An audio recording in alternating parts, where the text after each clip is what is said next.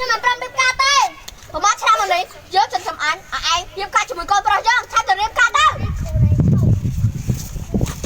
ចានកូនកន្លះកូនកំមឡើងមកលើវិធីការ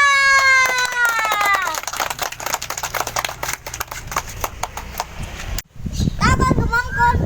រៀបការជាមួយកូនកន្លះតាមនិយាយពាក្យព្រមឲ្យលឿនទៅកុំឲ្យបាក់មុខយើងខ្ញុំមិនព្រមទេឯងចុះណា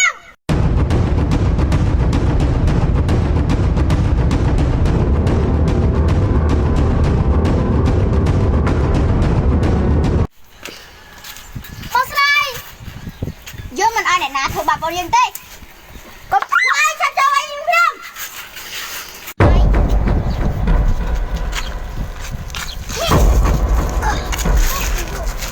បងស្រីអ្នកណាក៏ได้ឲ្យទឹកបាបបងយើងឲ្យស្បៃចិត្តណាស់ពេលដែលរកអូនឃើញវិញខ្ញុំក៏សប្បាយចិត្តដែរបងមិនក៏ដល់ជូនបងស្រីអត់ថែបងប្រុសបងនឹងធ្វើកម្មវិធីជប់លៀងឲ្យប្អូន